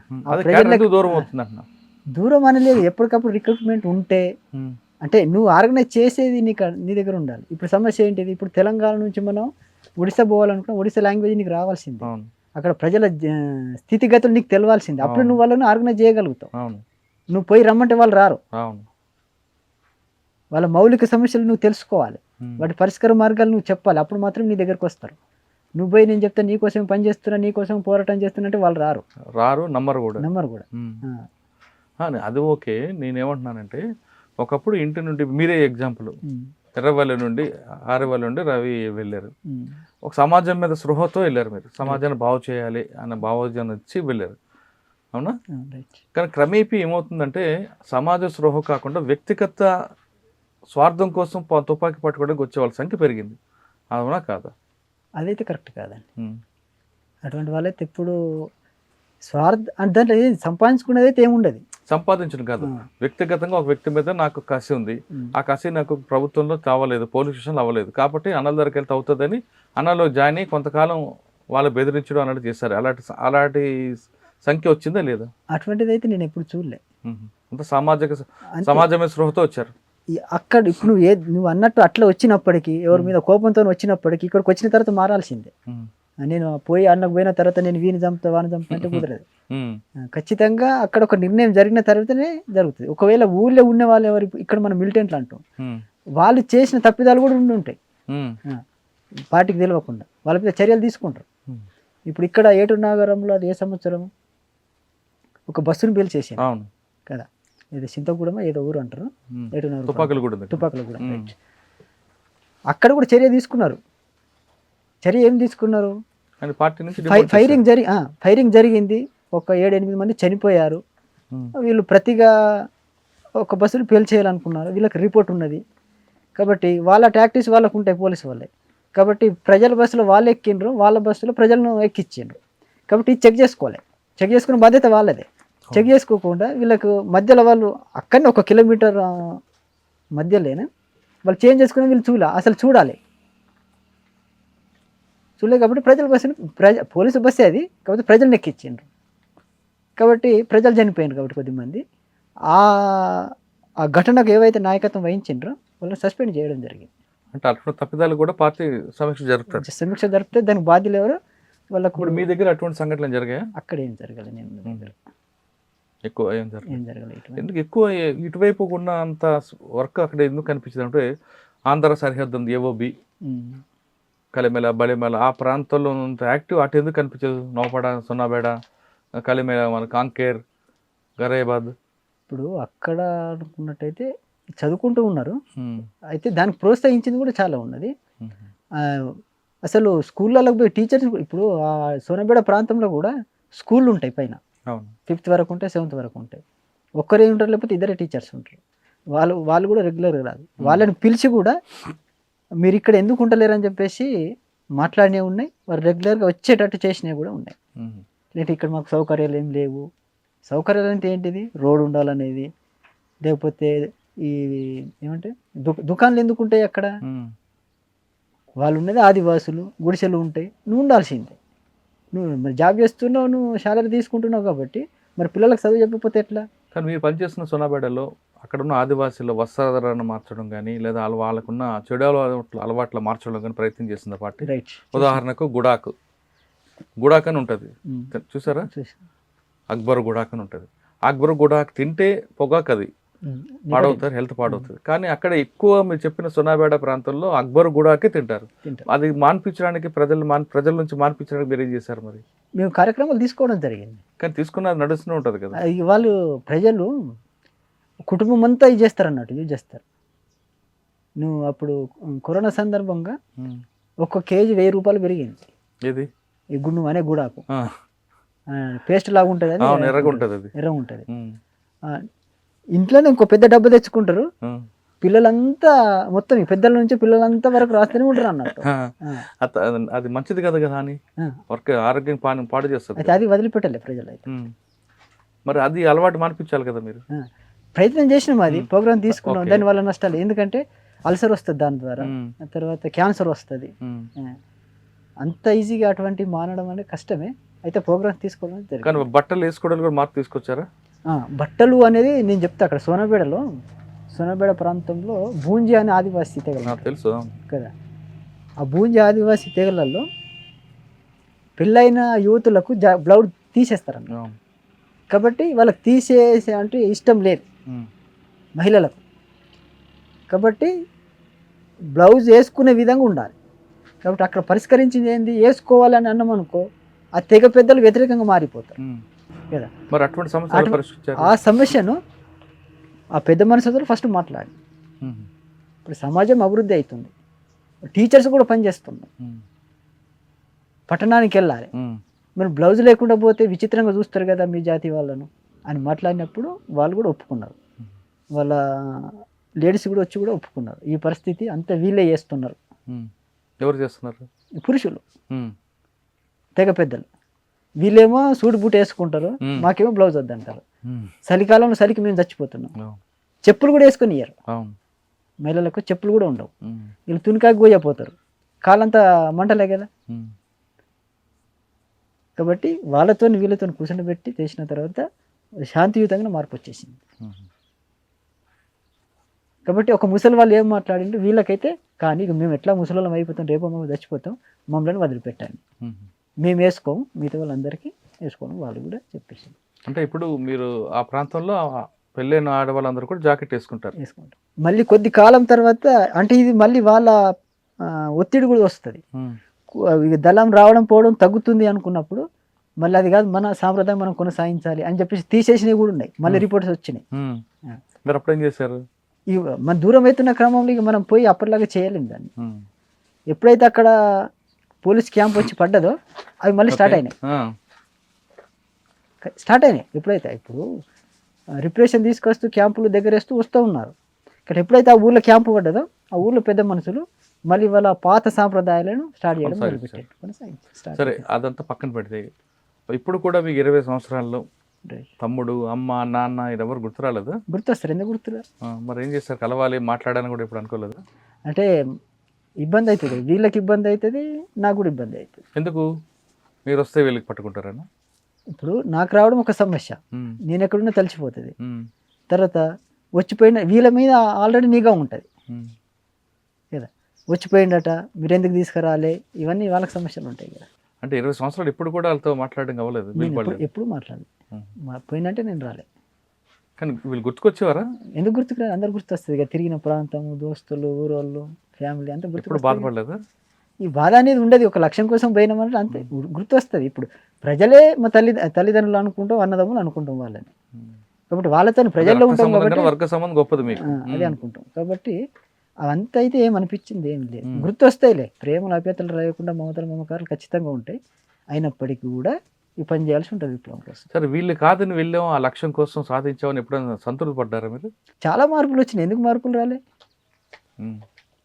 ఇప్పుడు కష్టం, ఇక కష్టము అనుకున్నప్పుడు ప్రజలకు నష్టం అంతే, ప్రజలకు నష్టమే. ఇప్పుడు మా వ్యక్తిగతంగా మాకేం నష్టం లేదు. ఇప్పుడు కొద్ది రోజులు ఒక 20 సంవత్సరాల పాటు త్యాగం చేసినావు, సరే మళ్ళీ వచ్చేసినావు. కాబట్టి ఒక ప్రత్యామ్నాయం, ప్రతిపక్షం లేకుండా అయిపోతుంది అంతే. ప్రతిపక్షం ఉన్నప్పుడే ప్రజలకు న్యాయం జరుగుతుంది. అంటే ప్రతిపక్షం అంది సాయుధ పోరాటం దగ్గర బయటకు వచ్చి కూడా ప్రతిపక్షం పాత్ర పోషించవచ్చు కదా మీరు. ఇప్పుడు అసలు అవకాశం ప్రభుత్వాలు ఇవ్వాయి కదా. ఇప్పుడు మీలాంటి వాళ్ళు సమాజంలో రండి, పోటీ చేయండి, మిమ్మల్ని గెలిపిస్తామని స్థానిక ప్రజలు, గ్రామాల ప్రజలు మీకు స్వాగతం పలుకుతున్నారు కదా. మీలాంటి వాళ్ళు కావాలి, మీ త్యాగం అవసరం ఇక్కడ. దానికి అవకాశం ఇవ్వరు, ఇచ్చే అవకాశం లేదు. అట్లా అనుకుంటే ఇప్పుడు ప్రభుత్వం చెప్పాలి కదా, మీరు తుపాకులు వదిలేయండి, అదే పార్టీ, మీరు తుపాకులు వదిలేయండి, అదే పార్టీగా ఉండి మీరు ఎలక్షన్లో పోటీ చేయండి, అవకాశం కల్పిస్తామని ప్రభుత్వం ప్రకటించలేదు. ఎందుకు ప్రకటించాలి? మీ రోజు పోటీ చేసి తుపాకు విడిచిపెట్టి వస్తే ప్రభుత్వం ఎందుకు కాదంటే మీకు ప్రకటించాలి. కేంద్ర ప్రభుత్వం అయితే ప్రకటించింది లేదు. ప్రజాస్వామ్యబద్ధంగా ఎన్నికల్లో పోటీ చేయడానికి సిద్ధమా కాదా ఇప్పుడున్న పరిస్థితుల్లో? చేయొచ్చు. చేయొచ్చా? సరే, పార్టీకి ప్రజలకు దూరం పెరగడానికి మనం తీసుకున్న నిర్ణయాలు, మనం తీసుకున్న కరెక్ట్ సమస్యను పరిష్కరించలేకపోతున్నాం, సమాజంలో మార్పులను గుర్తించలేకపోతున్నాం. దీనివల్ల ప్రజలకి పార్టీ దూరం అవుతున్న విషయాన్ని 2011లోనే మీరు ఒక డాక్యుమెంట్ రాసుకున్నారు. వాస్తవా కాదు? వాస్తవమే. 2011లోనే గుర్తించారు మీరు. 2011లో గుర్తించిన తర్వాత ఆ డాక్యుమెంట్ ఆధారంగా మరి మీరు ఏంటి ఆ సమస్య పరిష్కారం ఏం తీసుకొచ్చారు?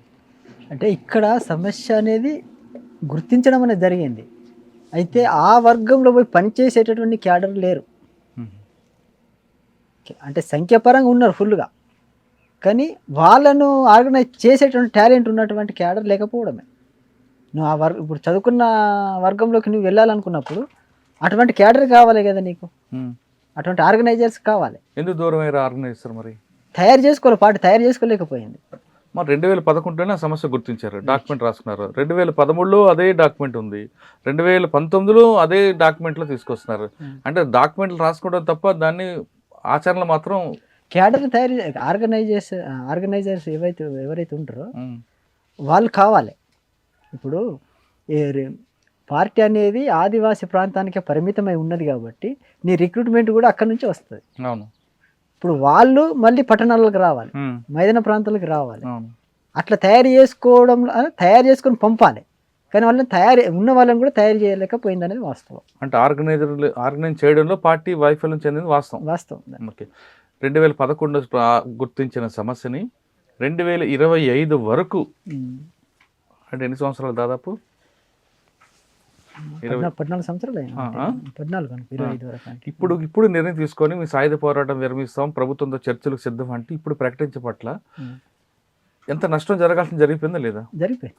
ఇదే మీరు ముందే చేస్తుంటే ఇప్పటి వరకు చనిపోయిన దాదాపు 1000 మంది వరకు, 1000-1500 వరకు అమరులు అయ్యారు కదా, వాళ్ళకి ప్రాణాలకి రక్షణ ఉండేదేమో అప్పుడు కదా. అట్లాంటిగా నష్టాలు అనేటువంటివి ఉంటాయి, త్యాగం చేయాల్సిందే. అయితే మరి పార్టీ అక్కడ ఉన్నటువంటి కమిటీలో సకాలంలో వాటిని అంటే నడిపించడంలో కూడా సమస్య ఉన్నది. ఇప్పుడు భారతదేశ యొక్క పరిస్థితులను అర్థం చేసుకొని దానికి అనుగుణంగా అంటే పోరాట రూపాలు, నిర్మాణాలు అంటారు అన్నట్టు. కాబట్టి వాటిని తీసుకోవడంలో ఫెయిల్యూర్ అయింది అనేది 100% కరెక్ట్. కానీ 2011లో తీసుకున్న నిర్ణయాన్ని 2025 అమలు చేసి ఈ మధ్యకాలంలో జరిగిన అమరులైన నష్టం ఎవరిస్తారు? ఆ కుటుంబాలు ఎవరు ఆదుకుంటారు? ఆ కుటుంబాలకు ఏం సమాధానం చెప్తారు మీరు? ఇప్పుడు మిమ్మల్ని నమ్మి మీరు చేసిన ఏవైతే లక్ష్యం ఉందో ఆ లక్ష్యాన్ని నమ్మి జరుగుతుంది అనుకుని వచ్చిన వాళ్ళ కుటుంబాలన్నీ ప్రాణాలు కోల్పోయారు కదా, ఆ కుటుంబాలు జరిగే నష్టాన్ని ఎవరు తీరుస్తారు? ఇప్పుడు ఈ కుటుంబానికి నువ్వు ఇంట్లో నుంచి బయటికి వెళ్ళినప్పుడు ఆ కుటుంబానికి నష్టం కదా. నువ్వు విప్లవం అనేది దాని దీర్ఘకాలం, ఇప్పుడో రేపు వచ్చేది కాదు. అది ఇది దీర్ఘకాల యుద్ధమే కాదన్ను. వాళ్ళు కూడా కుటుంబానికి చెప్పి రాలేదు, ఆయన ఇష్టపూర్వకంగా వచ్చాడు, అంతే. ఆయన అనుకున్న లక్ష్యాన్ని సాధిద్దాం వచ్చాడు, రైట్. కానీ లక్ష్యం సాధించలేకపోయాడు, సరే కదా, ప్రాణాలు కోల్పోయాడు. అటువంటి వాళ్ళ కుటుంబాలు, అమరుల కుటుంబాలు, ఎప్పుడైనా బంధుమిత్రుల కుటుంబాలు మీకు ప్రశ్నిస్తే దానికి ఏం సమాధానం చెప్తారు? ఇప్పుడు మా వాళ్ళకి నాన్న ఉన్నారు ఉదాహరణకి, మా నాన్న సమాజ స్పృహతో ఒక లక్ష్యం సాధించాలి ఉద్దేశంతో మీ ఉపన్యాసాలు విని మీతో కలిశాను, మా నాన్న లేరు కానీ అనుకున్న లక్ష్యం సాధించారంటే అది లేదు అని ఎవరైనా నేనే ప్రశ్నిస్తే మీరు ఏం సమాధానం చెప్తారు? అంటే విప్లవం అనేది అనుకున్నంత ఈజీగా రాదు. ఇది సమాజము అనేటువంటిది 2 వర్గాలుగా ఉన్నది కదా. ఒకటి పీడిత వర్గం, మరొకటి పీడనకు గురయ్యే వర్గం ఒకటి ఉన్నది. కాబట్టి ఈ వర్గాలు లేకుండా చేయడమే విప్లవం యొక్క లక్ష్యం. అవును. కాబట్టి ఇది చాలా సుదీర్ఘ కాలం పడుతుంది అన్నట్టు. ఓటమి గెలుపు అంతిమంగా ప్రజలదే గెలుపు అవుతుంది. కాబట్టి దీంట్లో చాలా త్యాగాలు కూడా చేయాల్సి ఉంటుంది. దాంట్లో భాగంగానే మీ కుటుంబం మా కుటుంబం. కానీ మీకు అదే సిద్ధాంతంలో సమయానికి అనుకూలంగా మన మార్పు రావాలి, కానీ ఒంటెద్దు పోకూడదని కూడా మీకు మా విజన్లో ఉంది.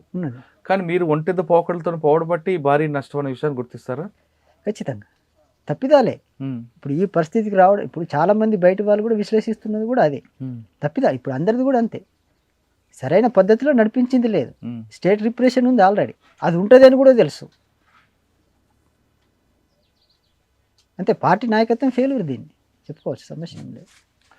ఓకే, మీరు ఒరిస్సా భాగం ఎక్కువ పని చేస్తారు, అది ఎక్కడికి వచ్చారు? ఒడిశాలో పనిచేసి మళ్ళీ ఇక్కడ తెలంగాణకు వచ్చిన. తెలంగాణకి పార్టీ ఆదేశించిందా? ఆదేశం. ఎక్కడ? నేను ఇటు 2024 వచ్చిన. ఇటు వచ్చిన తర్వాత ఇక్కడే పనిచేస్తానన్న తర్వాత మళ్ళీ అక్కడ నుంచి కొమరభీం పంపించారు, ఆదిలాబాద్, ఉమ్మడి ఆదిలాబాద్. అంటే తిరిగాని ఆ ప్రాంతం తిరిగారా? ఆ ప్రాంతం ఎక్కువ కాలం తిరగలే, కానీ అటు బాధ్యతలు ఇచ్చి అటు పంపించారు. కానీ మళ్ళీ సమీకరణ చేస్తుంటే ప్రజల సహకారం ఉందంటారా? ప్రజల సహకారం అయితే ఉన్నది, అవసరమే అంటుండ్రు ప్రజలు.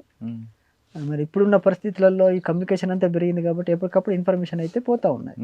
కానీ మీరు అక్కడ పనిచేస్తున్నప్పుడు ఒడిశా ప్రాంతంలో మా భాష కాదు, మా రాష్ట్రం కాదు, మీరు వచ్చి మాకు చెప్పడం ఏంటని ఎవరైనా మీకు అట్లా ఎవరైతే అన్నదైతే ఇప్పుడు ఏం లేదు. తేడాలు అయితే ఎప్పుడు ఇట్లా. కానీ ఎక్కువ ఇప్పుడు స్టేట్ కమిటీ కానీ సెంట్రల్ కమిటీ కానీ ఎవరు తీసుకున్నా తెలంగాణ, ఆంధ్రప్రదేశ్ చెందిన వ్యక్తులు ఉన్నారు కూడా. మీకు జార్ఖండ్, ఛత్తీస్గఢ్, ఒడిశా, మహారాష్ట్ర ప్రాంతం కొంతమంది ఉన్నారు, కానీ ఎక్కువ అధిక భాగం మీదే ఉన్నారు. కాబట్టి మీ రాష్ట్రంలో ముందు పార్టీ ఉనికిని కోల్పోయి మీరు వచ్చి మా రాష్ట్రంలో మా మీద పెత్తనం ఏంటనే విషయాన్ని అట్లయితే ఎప్పుడు ఉండవు, ఎప్పుడు రాదు కదా. ఎప్పుడైతే ఆ కంపెనీలు అయితే వచ్చినట్టయితే నాకేం లేదు, నేనున్న కంపెనీ కూడా అటువంటి లేదు.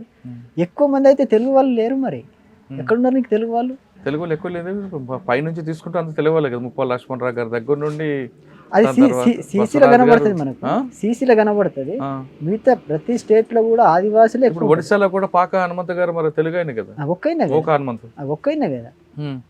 మిగతా స్టేట్ కంపెనీ మరి లోకల్ వాళ్ళే ఉన్నారు. లోకల్ ఉన్న ఎక్కువ ఆర్గనైజ్ చేసి అందరూ మోటివేషన్ చేయడంలో మీదే పాత్ర ఎక్కువ ఉంటుంది కదా, మీ రోల్ ఎక్కువ కనిపిస్తుంటది కదా. అంటే అది మరి నీ పాత్ర ఉండాల్సిందే కదా. అంటే వ్యక్తిగతంగా నిర్ణయాలు ఉండవు, నీ సిద్ధాంతపరంగా అక్కడ నువ్వు చర్చించాల్సిందే. వ్యక్తిగతంగా నువ్వు రుద్దేది ఏముండదు అక్కడ. ఎవరైనా నీ సిద్ధాంతం ఏంటి, నీ లైన్ ఏంటిది, ప్రజల సమస్యలు ఏంటిది పరిష్కరించడానికి దానికి కొన్ని సూత్రాలు ఉంటాయి. కాబట్టి సూత్రాలకు అనుగుణంగా నిర్ణయాలు తీసుకుంటావు. నువ్వు ఏ వ్యక్తి అనేది ఇప్పుడు మీరు ఏదైతే మాట్లాడుతున్నారో మనం ఉన్నాం కాబట్టి, ఇక నీది తెలంగాణ అని, లేదా నువ్వు రెడ్డి అనో, లేదా మాలానో, మాది కానీ నీకు అక్కడ ఏమి కనబడవు. తేడాలు అసలు కనబడు, నువ్వేందని నీకు అర్థం కాదు. నువ్వు చెప్తున్న విషయం ఏంటిదో దానిపై ఆధారపడి ఉంటుంది. ఇవన్నీ ఏముండవు. ఇప్పుడు వచ్చిన తర్వాత ఇక వీళ్ళు పలానా వాళ్ళు, పలానా కులం వాళ్ళు అనేదే ఇప్పుడు నాకు కనబడుతుంది కదా. నీకు అక్కడ ఈ కులాలు అనేటటువంటివి ఉండదు. తర్వాత ఆడమగ తేడా అనేది ఉండదు. నువ్వు కంపెనీలో నువ్వు ఉన్నావంటే నీ అభిప్రాయాలు వినడం తప్ప ఇవి ఉండే అన్నట్టు, నీ ఆలోచన రాదు. పార్టీ గురించి పక్కన పెడదాం, ఇంకా మీ వ్యక్తిగతంగా మాట్లాడదాం. మీ వివాహం అయింది? అక్కడ వివాహం అయింది. ఎక్కడున్నారా? వెళ్ళిపోయింది. ఎటు వెళ్ళిపోయారు?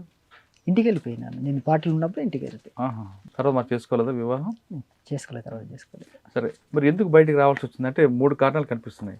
నిర్బంధం పెరగడం వల్ల వచ్చారా, లేదా అనారోగ్య సమస్యల వల్ల వచ్చారా, ఇంకా పోరాటం చేయలేము బయటకు వచ్చి చేద్దామని వచ్చారా?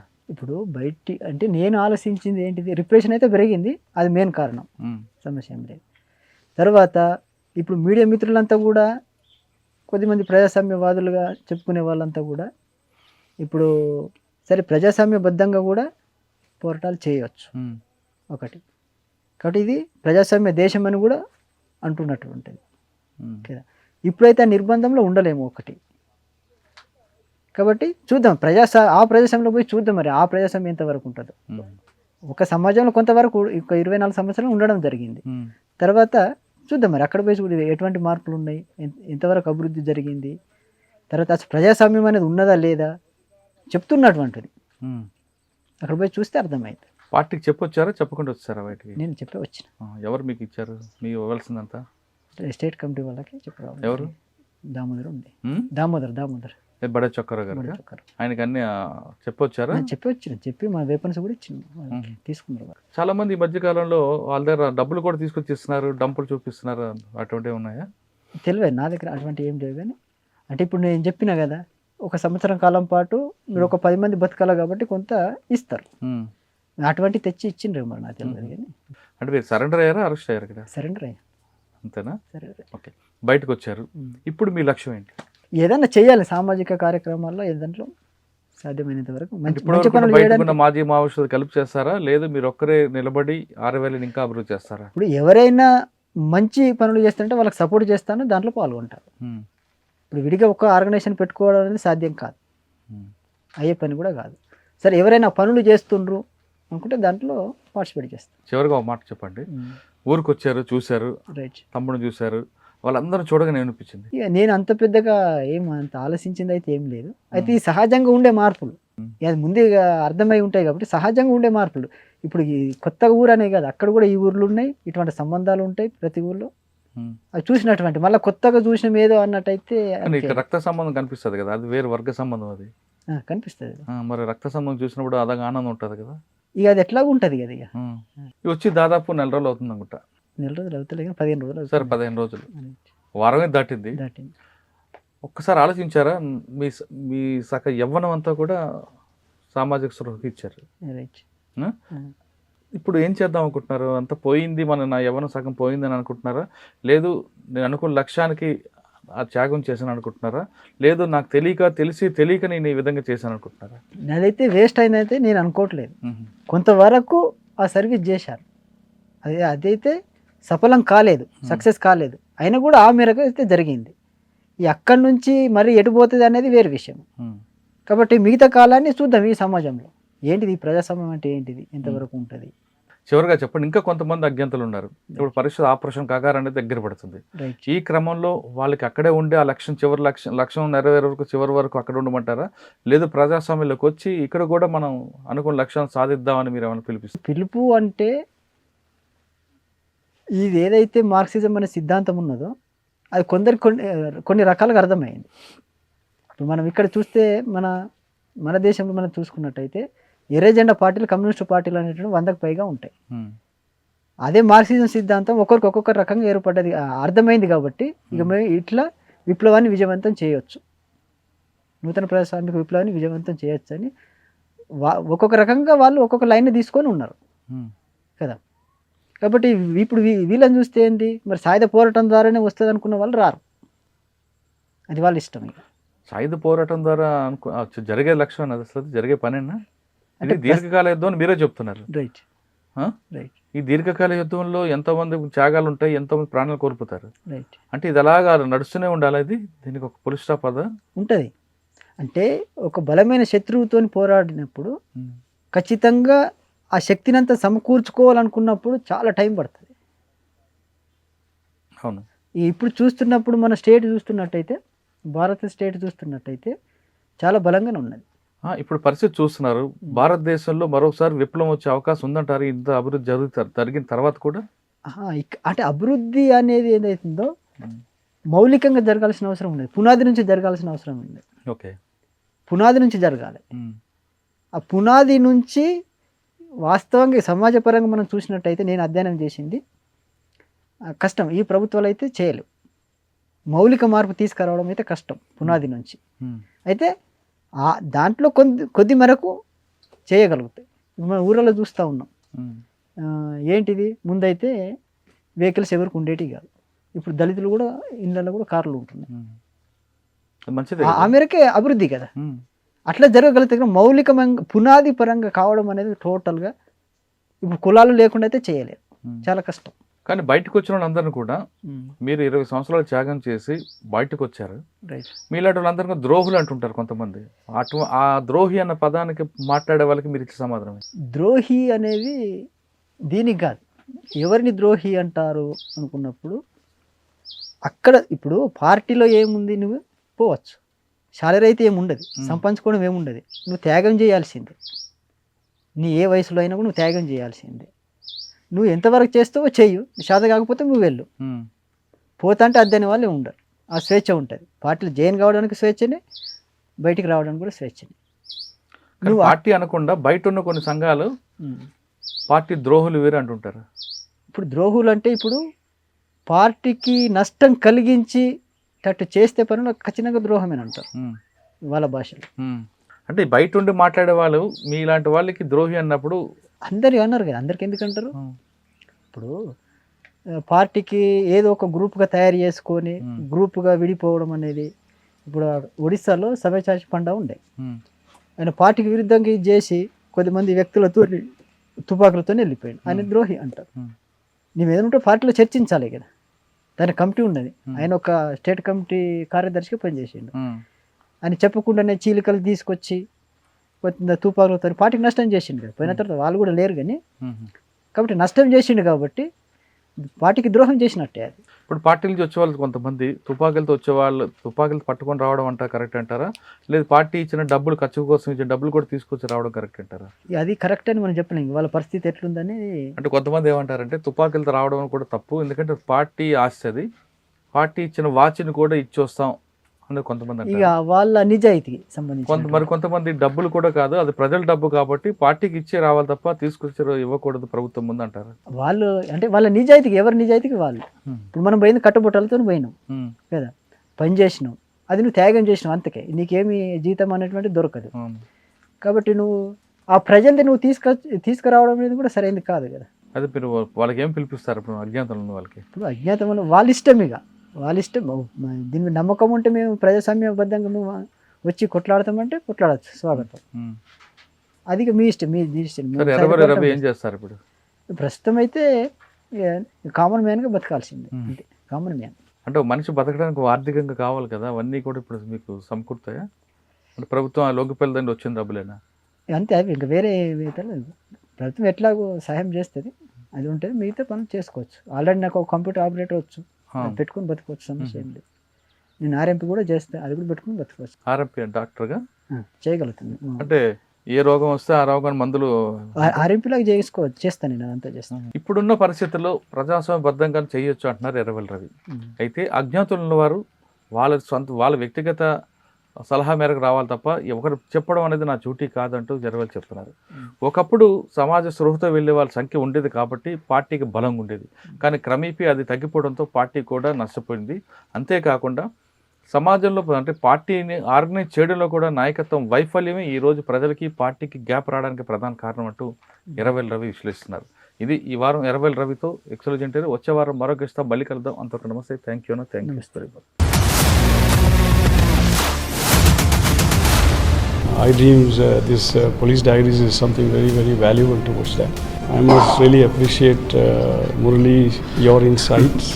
iDreams founder and CEO చిన్న వాసుదేవ్ రెడ్డి గారితో మురళీధర్ క్రైమ్ స్టోరీస్ చాలా ఫేమస్ అయిపోయినాం.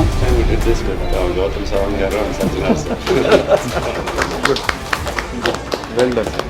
Congratulate him for doing so well, and I congratulate him, his boss also, for doing so well.